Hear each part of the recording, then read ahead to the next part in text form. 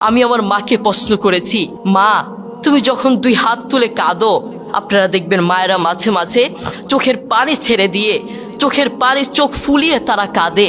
আমি আমার মাকে প্রশ্ন করেছি, মা তুমি যখন দোয়া করো তখন তুমি বলো তুমি সবার আগে কার জন্য দোয়া করো? সেই মা কি বললেন জানেন? সেই মা কি উত্তর দিলেন জানেন?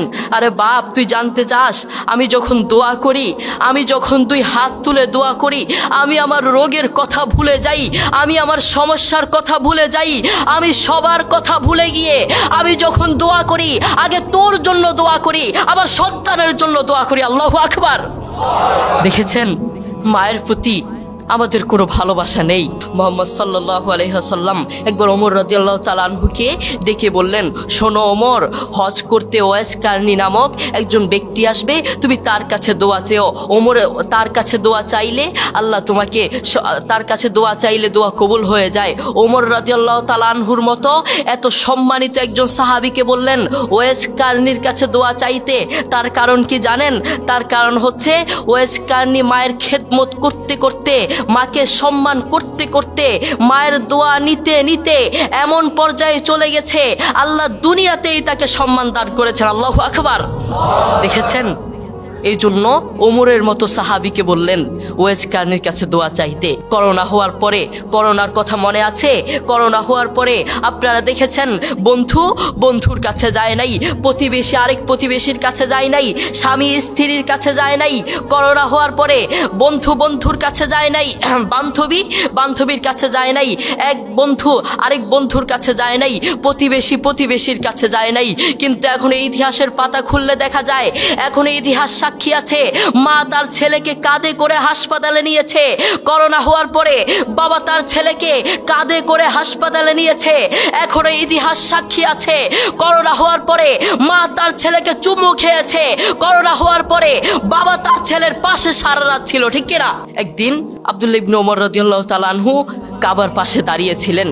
তিনি দেখলেন একজন যুবক তার মাকে কাঁধে করে করে তাওয়াফ করাচ্ছে। আব্দুল্লাহ ইবনে ওমর রাদিয়াল্লাহু তাআলা আনহু তার দিকে তাকিয়ে থাকলেন। এরপর যুবকটি আব্দুল্লাহ ইবনে ওমর রাদিয়াল্লাহু তাআলা আনহুর কাছে এসে বললেন, আমি কয়েকটা বছর এভাবে আমি আমার মাকে কাঁধে করে বেড়াই, আমি আমার মাকে বাথরুমে নিয়ে যাই কাঁধে করে, আমি আমার মাকে খাওয়াতে নিয়ে যাই কাঁধে করে, প্রত্যেকটা জায়গায় আমি আমার মাকে এভাবে কাঁধে করে নিয়ে যাই। আপনি বলুন, আপনার কাছে আমার প্রশ্ন, আমি কি আমার মায়ের হক আদায় করতে পেরেছি? আমি কি আমার মায়ের হক আদায় করতে পেরেছি? আব্দুল্লাহ ইবনে ওমর রাদিয়াল্লাহু তাআলা আনহু কি বললেন জানেন? তোমার মা তোমাকে জন্ম দেওয়ার সময় কয়েক হাজার কষ্টের নিঃশ্বাস ছেড়েছে। তুমি যদি সেই কয়েক হাজার কষ্টের নিঃশ্বাস থেকে একটি কষ্টের নিঃশ্বাসের হক আদায় করার জন্য কিয়ামত পর্যন্ত তোমার মাকে এভাবে কাঁধে করে বয়ে বেড়াও, কিয়ামত পর্যন্ত একটা কষ্টের নিঃশ্বাসের হক আদায় করতে পারবে না। আল্লাহু আকবার।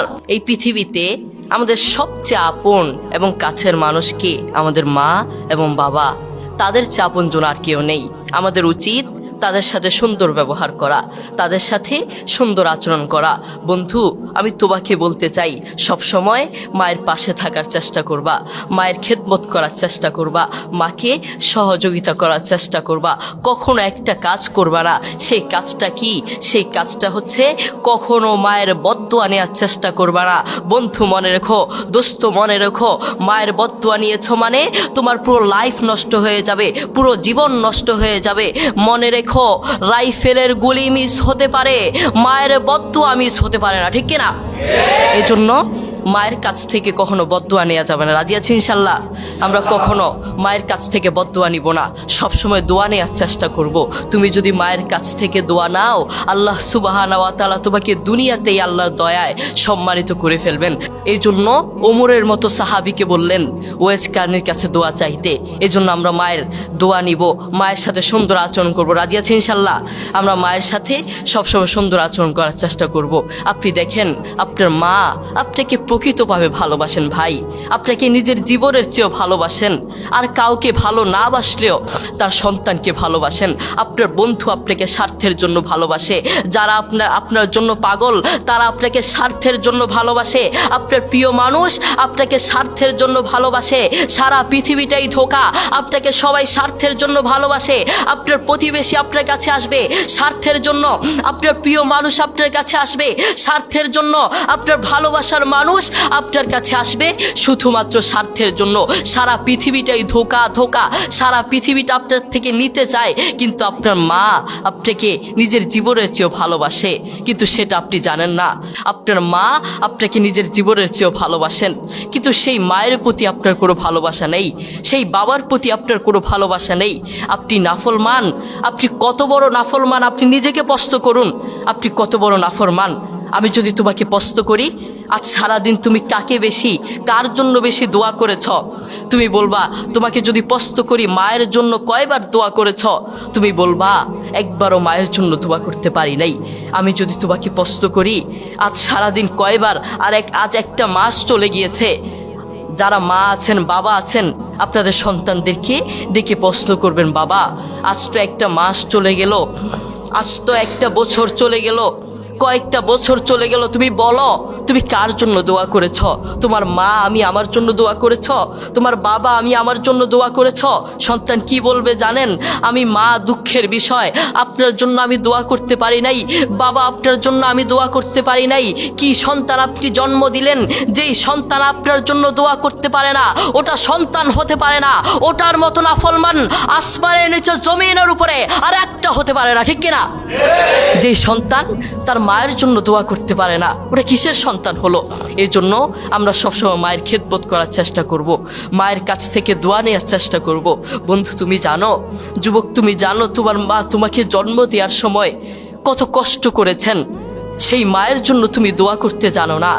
আমি আমার মাকে প্রশ্ন করেছি, আমার বাবা আমার দাদুকে প্রশ্ন করেছে, মা তুমি যখন দুই হাত তুলে কাঁদো, আপনারা দেখবেন মায়েরা মাঝে মাঝে চোখের পানি ছেড়ে দিয়ে, চোখের পানি চোখ ফুলিয়ে তারা কাঁদে।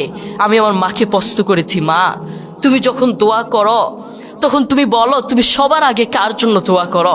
সেই মা কি বললেন জানেন? সেই মা কি উত্তর দিলেন জানেন? আরে বাপ তুই জানতে চাস? আমি যখন দোয়া করি, আমি যখন দুই হাত তুলে দোয়া করি, আমি আমার রোগের কথা ভুলে যাই, আমি আমার সমস্যার কথা ভুলে যাই, আমি সবার কথা ভুলে গিয়ে আমি যখন দোয়া করি আগে তোর জন্য দোয়া করি, আমার সন্তানের জন্য দোয়া করি। আল্লাহু আকবার। দেখেছেন মায়ের প্রতি আমাদের কোনো ভালোবাসা নেই। সেই মা আমাদের জন্য দেখেছেন কত কষ্ট করেন, সেই মা আমাদের জন্য সারা রাত দিন রাত 24 ঘন্টা আমাদের জন্য ভাবেন, কিন্তু সেই মায়ের প্রতি আমাদের কোনো ভালোবাসা নেই। আপনার মা আপনাকে জন্ম দেওয়ার সময় কত কষ্ট করেছেন আপনি জানেন? বর্তমান বিজ্ঞানীরা কি বলেছেন?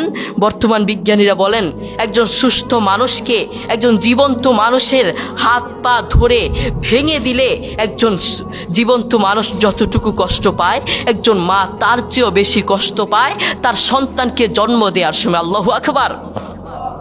এরপরেও কেন আমাদের মায়ের প্রতি ভালোবাসা নেই? কেন আমাদের মায়ের প্রতি ভালোবাসা নেই?